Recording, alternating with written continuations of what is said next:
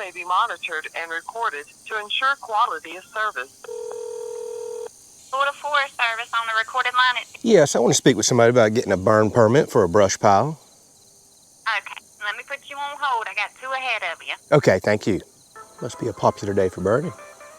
There's a waiting list. Mr. Kelley? Yes. You burning in the same place? Exact same spot. 9 a.m. start time, 7:20 out time. Do you need your authorization code? All right, let me, I'm ready for it. All right, and just like that, we got a burn permit. But we gotta wait 23 minutes before we can light this bad boy off. So welcome back, everybody. Today, we're gonna have a little fun. This is all about fires, and burning. So I've been waiting weeks and weeks for several consecutive rains to light this big brush pile back here. And it may not look big to you because it's actually buried way down in a pit. You see the hill in the background? That's all the dirt I excavated to burn in a pit. So while we're waiting for 9 o'clock to start where I can officially start burning, let's answer some questions, because the last time I recorded this, boy, did I get a pile of questions, especially on Facebook. So for starters, a lot of people question why dig a pit. Boy, did I get some super rude comments and just some general curiosity. So the main reason I like digging a pit is, one, well, we've got a hill in the background that I can use for shooting. That's just a little thing for me. Two, that's also a significant windbreak. Three, by putting your fire down in a pit, I have noticed when wind does pick up, it always does here in Florida, I don't want my embers that are on flat ground blowing out into my woods or potentially starting a fire. When this burns down, which it will not take long to get in a pit, and then it'll smolder for hours and hours all day long with big chunks of coals and everything else. I've noticed when the wind picks up, it happened last time I burnt, the wind tends to shoot across the top of the pit but not get down in it and kick up and stir up all those ashes. It's a safety factor for me. Another reason that people don't think about, because I have a several foot deep pit, well, I have smaller equipment, a compact size tractor, a compact excavator. Well, there's only but so high of a pile that I can build. But when I'm starting by dropping stuff in a pile, say 6 foot deep, 5 or 6 foot, something like that, I'm starting below ground level. So I can get my pile almost twice as tall with the same equipment that I have, because I'm dropping down and then building up on top of it versus building a pile up on the ground. Another reason, after I'm done burning here forever and ever, if I decide I want this spot back as filled, this ash slowly burns down to practically nothing down there. I can take that same dirt mound, fill this hole back in, smooth this area, and you would never know that I had a burn pit here. Now, I'm not saying everything is going to grow back perfect here, because there'll be so much ash in the soil. You're changing some of the composition, but I can always put it back to normal. Whereas when you burn on top, it just humps and heaves up with ash and other stuff that you either have to haul off or spread out all across this field later, should I want to put this back to where it's at. But this burn pit is working so well, I'm probably always going to leave it here until it fills completely up. Then I'll smooth it over, probably come over right to here, dig another one, and start again. I should be able to burn years and years on a pit this size. All right, also in today's episode, this is the first day we've had a break in probably 2 months that it's not mid-90s to 100+ degrees actual temp, and we have been around 110 to 117 on the heat index since I can remember. It's been miserable. Today, the high is only supposed to be in the mid-80s, which is such a relief for us, about 10 degrees cooler than normal. Actually feels good out here right now. Good day to burn, and we're gonna go split some firewood. I'm way behind for the season. So since I'll be right up here at the chop shop, see, I got my shirt on, splitting, we can run back down here, keep an eye on the fire. I'm already gonna have the tractor rigged up to firefight, as well as grapple and pick up logs. It's gonna be a fun episode. All right, for those of y'all that stumbled across this and are not new to the channel, y'all didn't see me dig this pit. It doesn't look like nothing, but I'm telling you, it goes way down there, way long. A lot of it's still green, but we've got some older stuff in here. We're gonna do our best to get it burnt. I've got old pallets and stuff as well. It's all wood, so it's nice and safe, good to burn. We're gonna see if we can get this thing ignited. It may be tough starting because this is some pretty green stuff, but who cares? We're gonna try, we're gonna make it go. The other big question that I got, my goodness, people ask, why do you have to call, like I just did, for a burn permit? That is 100% required here in Florida. If you're burning a brush pile over 10 by 10, I believe, is their parameters. Mine's so much bigger than that, I don't even really want to go look the specs up, but I'm pretty sure it's either 8 by 8 or 10 by 10 or bigger. You call in for a burn permit. That's so the Forestry Service can monitor. So should somebody call in this area, they can look. They've already got my personal information, my location. They can say, there's a burn that's supposed to be allowed there. They don't waste the resources, the forestry resources, the fire department sending nobody out here. They know that it's good and legit. Some of y'all have questioned, how the heck are they even gonna know? Y'all, just a few miles down the road and all across Florida are forestry towers, manned forestry towers, where somebody physically sits on the top of them because we're so heavily wooded here, and they look with binoculars. They are close enough, they can absolutely see the smoke off this fire. It's the right thing to do, it's the legal thing to do. I don't want big time fines if they have to report out here and you're burning or have a fire get out of hand and they have to come control it. Me, as in the property owner, is 100% liable and responsible, and it could be a hefty fine. Whereas all I gotta do is just call in for a simple burn permit, things are good to go. Hopefully that answered all your questions, because my goodness did I have a pile of them the last time we did this.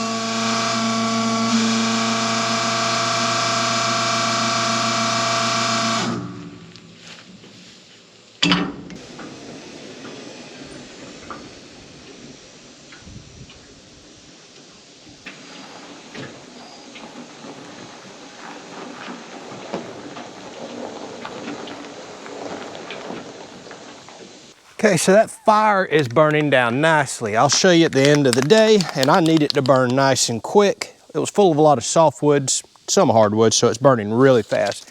We have got rain already blowing up on the radar, and I don't want it smothered out, but I've already made so much room in there, I can go start piling a lot back. Just what I wanted. All right, so y'all see I've been stacking up some firewood. Let me show you what we got here. What a long, straight, beautiful ash pole right there. Ash makes really good firewood.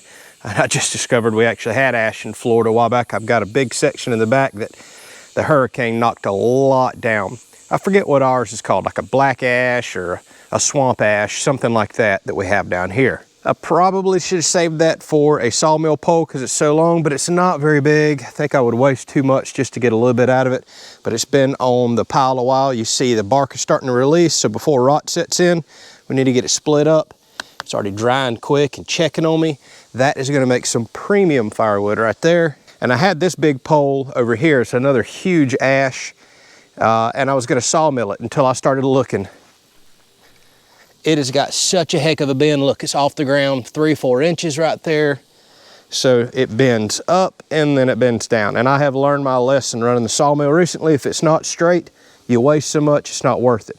What I am gonna do is cut about 5.5 feet off of this section that's straight enough I can sawmill, because I'm getting ready to sawmill and make my own heavy duty pallets. And it's gonna break some of y'all's hearts to know that some of the hardwood we've been pulling out for sawmill logs is going to my huge pallet rack that I've talked about making for cleaning up the barn and stacking equipment on. And I wanna custom make my own pallets.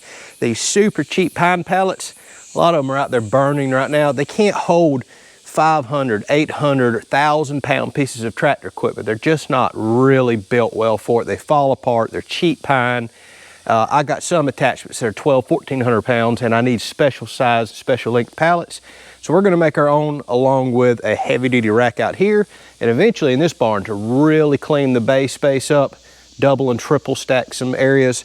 So I'm gonna save some of these and some of that over there just for that. You can't buy these type of pallets that I'm wanting, so we're gonna make them, and we're gonna make them out of heavy duty hardwood. Then the rest of this, being that it's ash, perfect, can go to firewood. There's knots in it, and again, it just bends so bad. Perfect for firewood. I can't quit running this saw, y'all. I really think this is the best firewood saw made, especially for a homeowner, even though this is a pro saw. My Steel 261C, that's a bit big for it, but watch, it'll cut it. I haven't even sharpened the chain, and I've been running it forever, but let's see what it'll do. Stuff like this saw is so lightweight, relatively quiet, so easy to run. I've got where I pick it up now before I ever touch my big saw, unless I'm cutting a bunch of stuff like that.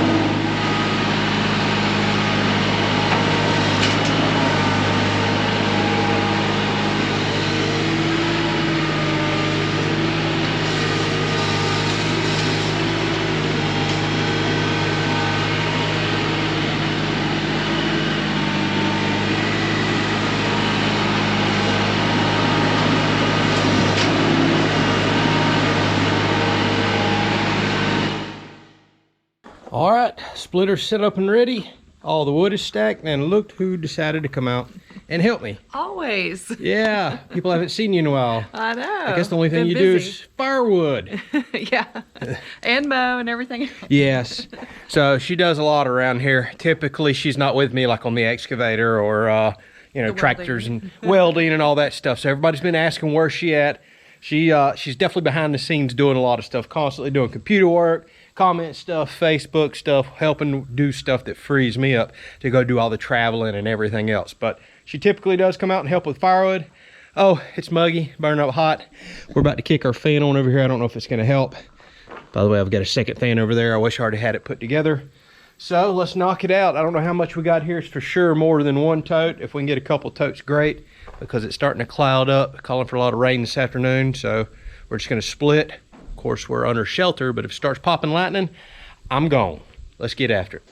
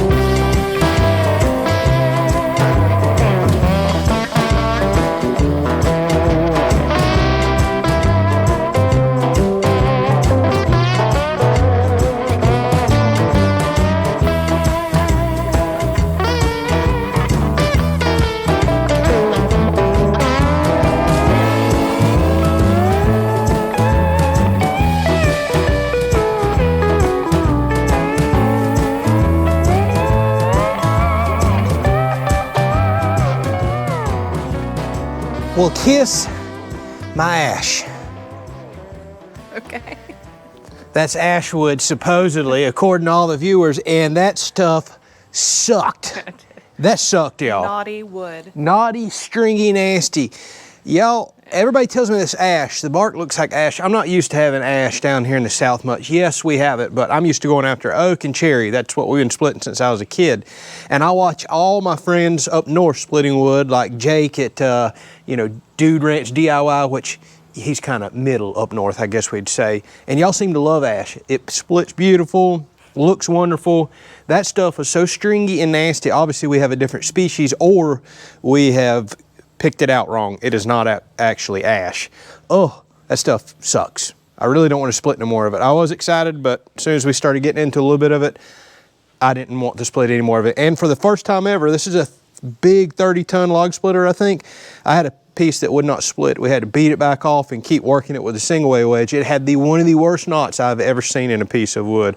Oh, and then all the strings. You've seen me in fast forward with a hatchet, cutting pieces apart because it's so stringy. This stuff is like sweet gum. We have tons of sweet gum down here, but this looks nothing like it, but the inside did, the bark does not. And sweet gum actually burns really good, nice and hot, but it's a nightmare to split, and I avoid the mess. I think I'm gonna be avoiding this ash in the future too. So it had some of the thickest bark that I've seen in a while on a tree this size too, and look what was all in the bark. I have been saving some grubs, y'all. There was just hundreds upon hundreds of them. We didn't really get them all. I mean, they're just all on the ground, eating this thick bark up. What do y'all think that I'm saving these for right here? Take a wild guess. It's not for fishing, although I should be going fishing. Yeah, that would be nice. Yeah, they would probably work really well. I mean, look, there's just grubs everywhere. Now the ants are getting all of them. All right, dinner is served. Don't you dare. All right, these chickens should be happy. It's pretty cool to think all those nasty grubs are about to turn into eggs. Oh yeah, we got some weather blowing up on us right there. Don't go too fast. Uh-oh. All right, chickens, we got a surprise for y'all. Just sling them in there so they have to scratch around for a while and get them. Yeah, Tiffany's pet chicken down here in her own little home. She's got to go make sure she gives her some. Oh yeah, y'all seen her throw something. Oh yeah. There they go. They're like, all right, what'd you throw over here? We seen something, look at it. Yeah. That one called Acorn right there is super aggressive, that one. Oh yeah, y'all all see something's moving. Look, even the little, the little baby just tore some up. Oh, and the mama just attacked the baby because that's a greedy mama.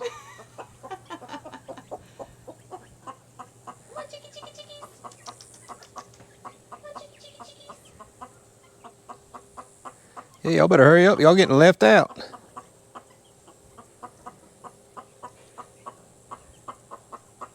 That baby seems to love them.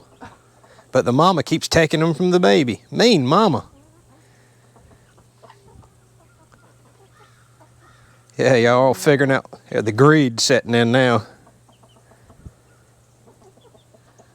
It's funny, whenever I watch a cricket or a grasshopper accidentally get in there, they just go nuts getting it. All right, y'all, so tell me what y'all think this is. We'll play the game one more time. It's huge. This is the biggest one I had down there. Most of them are much smaller. I don't know how big ash gets, but I mean, the bark definitely looks like ash. I know a lot of y'all say, hey, I got to see the leaves, but by the time I got to this tree, the leaves were pretty much dead anyways, but the bark certainly appears to be that way. But whatever it is not enjoyable to split. Now I'm concerned I might not get any decent lumber out of it. Who knows, could be beautiful lumber, might not be, but we're going to use it for just basic framing lumber and some pallet lumber anyways. All right, I got a bucket full of bark. Let's go down there and dump it in the fire pit. We've already made a ton of room and we still got like 5 more hours we can legally burn.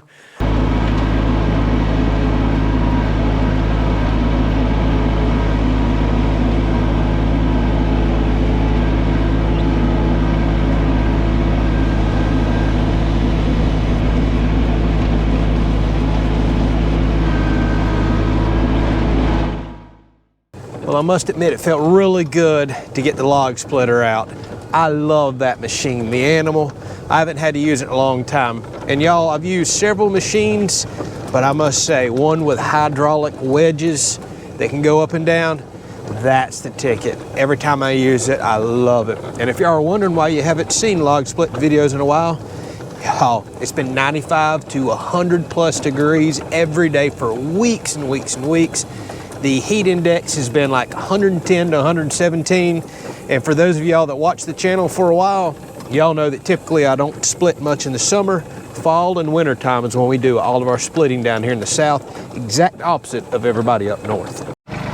All right, so take a look at this. Only a few hours in, yeah, we got a pit back. Now that stuff will definitely sit there and smolder for quite a while. We had a couple areas that didn't catch real good. There's a lot of dirt down there and some of that root ball mess. I'm not concerned about that. We'll get it next burn. I'm not sticking my excavator in here and bunching stuff up to burn it down. I just wanted to get this mess down. I mean, don't forget, we were all the way up here. We're down 7 or 8 feet. It's hard to tell on camera. Now I can start filling this up again, and every time we light it, some of the stuff that doesn't burn up, which all of this will, but some of the stuff on the end that don't burn up, we'll get it next time. All right, so I'll top that off with some oak. Actually, I have some out here in one tote, not much in there, that'll be perfect. And I want to experiment with something, y'all. So I'm about to fill this whole area up with firewood. We'll have, I don't know, 10, 15 cords of wood out here, something like that. Every 3 totes is roughly a cord of wood. So you can see I already have quite a few cords over there. Heck, we might be 15, 20 if I fill this entire area up, which my plan is to do. But I'm wanting to experiment with something. So here we are, already getting towards fall. I mean, it's August, it's early, and I've got enough firewood to get me started, take care of my personal needs. My goodness, the gnats are bad. Some orders, firewood stand, things like that. But I still need more firewood for later in the season. We realistically can burn pretty much into April. That's about when I quit selling firewood this past season. So I'm gonna start putting a few random totes out here, letting them catch sun on all sides but one. It's so hot here, usually well into September, sometimes even October, with the airflow and sun. I'm wanting to check this. I'm almost guaranteeing you, even though I'm splitting right now at the beginning of August, I bet I can have this ready to burn by the end of season, along with several other totes, a few more cords. I keep flirting with building a solar kiln, but I bet if I just get really strategic in the way I stack these for good airflow, tons of sunlight, I bet I can dry these so quick, other than something really dense like, say, live oak or anything like that. Cherry, normally I can have ready in just a few months in the Florida sun. Denser woods usually takes a little longer, but we're gonna play around with that and see. I'm gonna mark that particular tote. We know we just split it, and we're gonna check and see if we can get 20% or lower toward the end of this season, which is just a few months away. All right, y'all, all over the place episode, but I enjoyed it. Thank y'all for watching. We'll catch you on the next one.